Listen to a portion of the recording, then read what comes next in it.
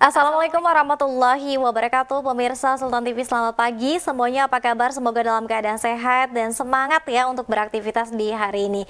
Seperti biasa pemirsa, di pagi hari ini tentunya kita kembali menjumpai Anda dalam Bincang Hari ini di edisi Rabu 26 Oktober 2022. Sebelum kita membahas tema yang tengah viral begitu, kita ingatkan kembali untuk Anda yang belum memfollow media sosial kita di Instagram kita di @sultantv.co dan juga @berita Sultan TV, lalu fanpage Facebook kita di @kreatifsultan dan juga YouTube streaming kita di Sultan TV.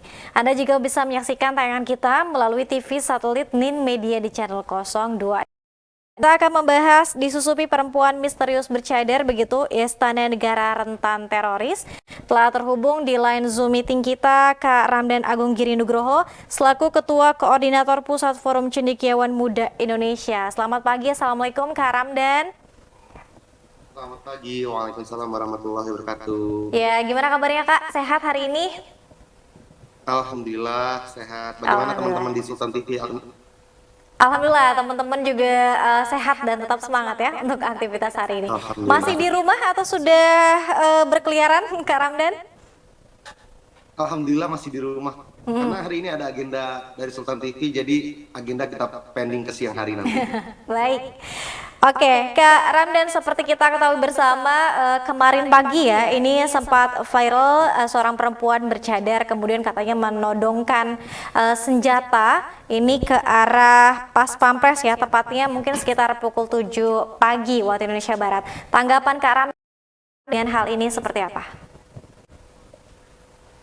Ini kalau kita harus secara objektif melihat begitu. Hal ini nggak cuma sekali terjadi begitu. Aksi-aksi teror, aksi-aksi ancaman, aksi-aksi terorisme terhadap lembaga institusi negara nggak cuma sekali dua kali terjadi. Hal ini sudah terus berulang dan ini merupakan PR besar bagi instansi pemerintahan kita, terkhususnya Densus 88 dan yang lainnya, BNPT di sini. Karena hari ini yang disasar bukan lagi kepolisian seperti yang terjadi di Makobrimob beberapa waktu silam kan? Yang disasar hari ini Istana Negara, bagaimana simbol negara, kepala pemerintahan ada di sana, tapi kok bisa disusupikan, itu pertanyaannya. Nah, saya melihat ini sebuah hal yang urgensi. Kenapa urgensi? Karena ini di tengah menjelang tahun politik begitu. Kenapa saya bilang ini urgensi? Karena tadi, beberapa tahun lagi kita akan menghadapi tahun politik. Dan ini selalu terulang. Yang saya prihatinkan dan saya sayangkan, saya nggak tahu ini gagasan pikiran dari mana. Setiap terjadi aksi teror, banyak masyarakat kita yang menilai ini sebagai bentuk settingan. Ya. Contoh, terjadi di Tamrin, penangkapan terorisme, terjadi di mana-mana. Kenapa selalu ada framing di sosial media? Kalau kakak lihat di sosial media, banyak yang bilang sering terjadi, merupakan pengalihan isu dan sebagainya. Saya nggak habis pikir, siapa orang yang mau dijadikan boneka gitu, kalau memang dalam tanda kutip ini pengalihan isu, dijadikan boneka oleh oknum yang menunjuk dia, dan dia dibuka aibnya. Kita lihat di situ, dibuka aibnya, dilihatin mukanya, ditangkap, diborgol. Siapa orang yang mau seperti itu? Siapa keluarganya yang rela seperti itu? Gitu. Artinya jangan kita dukung gerakan terorisme gitu loh. Orang akan mengatakan saya nggak mendukung gerakan radikalisme, saya nggak mendukung gerakan terorisme. Tapi dengan Anda berstatement bahwasanya ini settingan untuk pengalihan isu dan sebagainya, Anda telah mendukung mereka. Maka mereka akan lebih percaya diri ketika terorisme. Mereka akan percaya diri dengan apa? Masyarakat hari ini nggak percaya pemerintah, masyarakat hari ini nggak percaya polisi, masyarakat hari ini lebih percaya kepada kami, bahwasanya kami ini disusupi, kami ini disetting, kami ini disuruh, kami ini dijadikan boneka. Nah, ini yang kemudian menjadikan gerakan terorisme semakin masif di Indonesia. Saat ini apakah tadi ada kalimat dari Kak Ramdan ini semakin masif.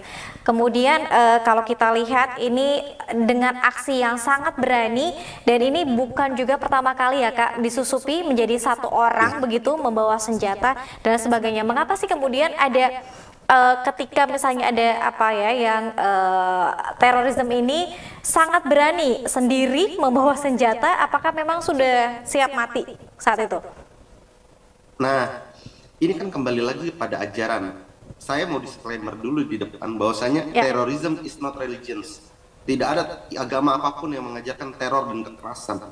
Hanya saja memang ada oknum-oknum agama yang memakai agama sebagai landasan dalil mereka, sebagai kedok mereka untuk melakukan tindakan-tindakan kriminalitas, tindak-tindakan kekerasan dan brutalitas. Itu dulu digarisbawahi supaya nanti nggak ada penggiringan opini saya menyudutkan salah satu agama. Saya nggak ada menyudutkan agama.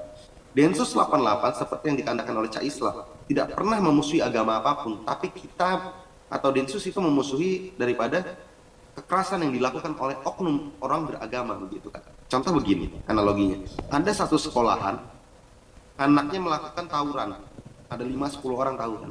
Apakah kemudian kita bisa menghukumi bahwasanya satu sekolahan semua adalah pelaku tawuran? Kan tidak. Ya.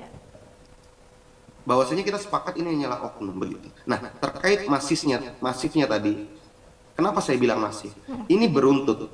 Beberapa tahun belakangan ini sering terjadi. Ada konvoy Khilafatul Muslimin di Jakarta. Markasnya di Depok, kajiannya di Bogor.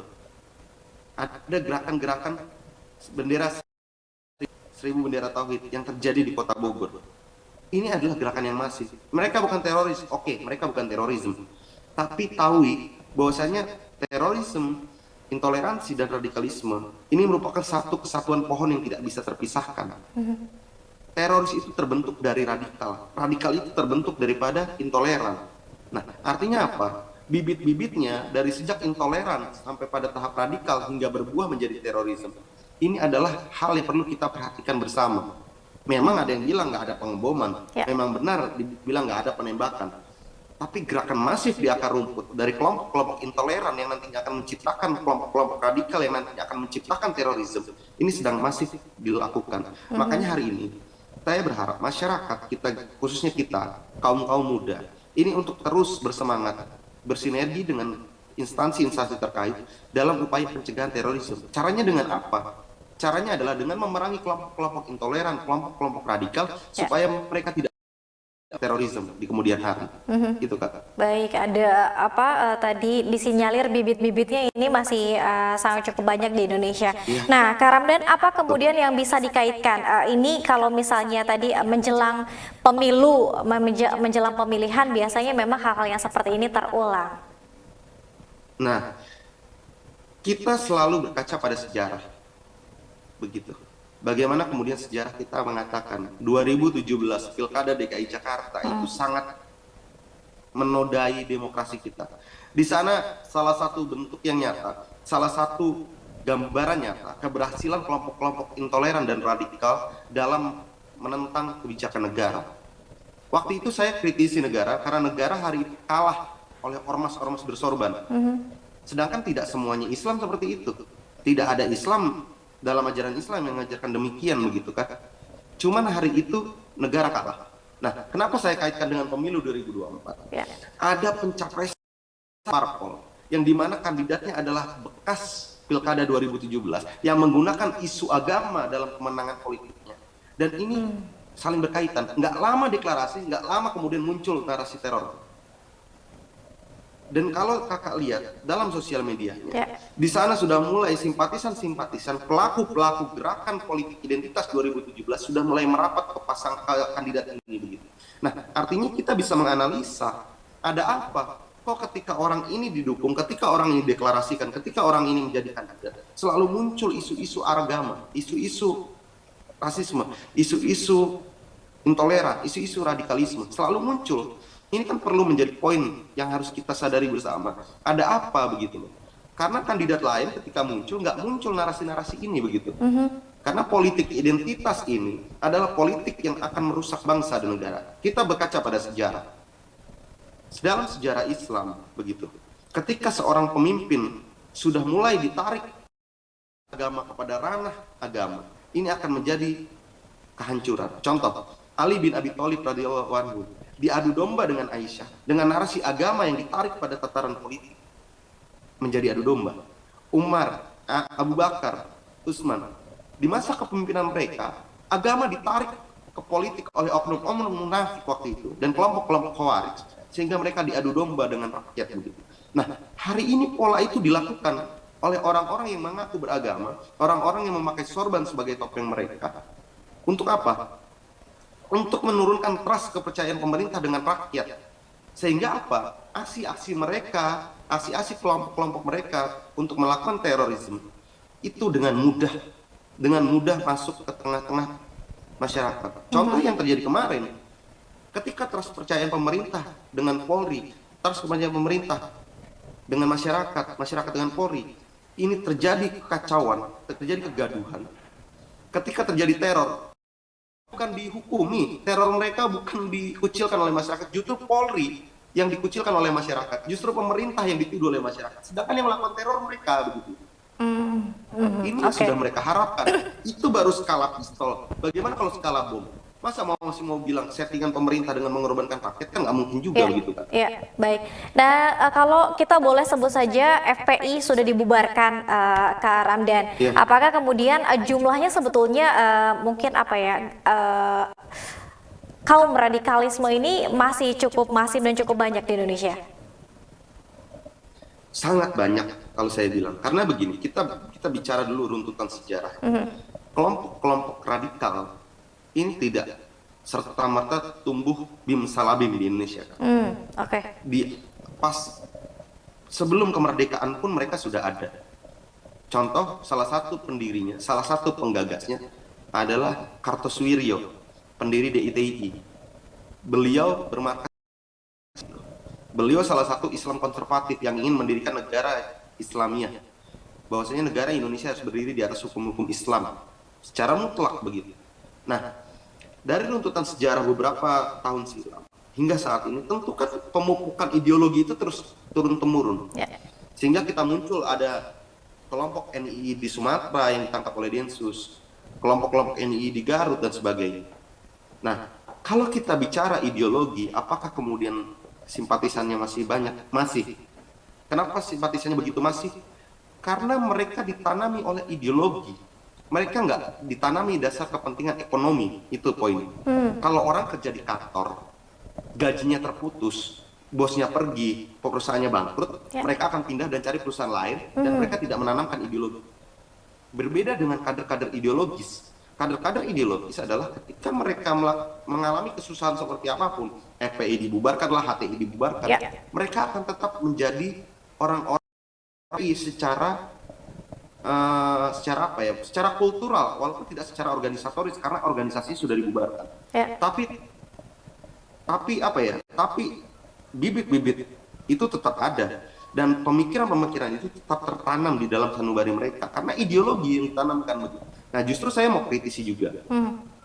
Ketika FPI dan HTI dibubarkan, ini sebagai simbol bahwasanya negara kuat, negara tidak kalah dengan ormas. Saya sepakat. Tapi di satu sisi, ini akan menjadi blunder juga bagi kita. Artinya apa? Pendataan mereka, kader-kader mereka, titik-titik sentral mereka, kita akan menjadi buyar. Negara tidak akan bisa mapping mereka hari ini. Karena mereka tidak terorganisir. Karena mereka begitu liar, dan ini menjadi poin. Memang mereka tidak bisa melakukan kegiatan-kegiatan seperti dulu waktu masih organisasi, tapi mereka bisa melakukan penyebaran dakwah dengan begitu masif tanpa harus diawasi negara hari ini. Itu kalau menurut saya. Baik. Orangnya sudah tidak ada, namun ideologi tidak pernah mati. Kak Ramdan, kita harus jeda terlebih dahulu.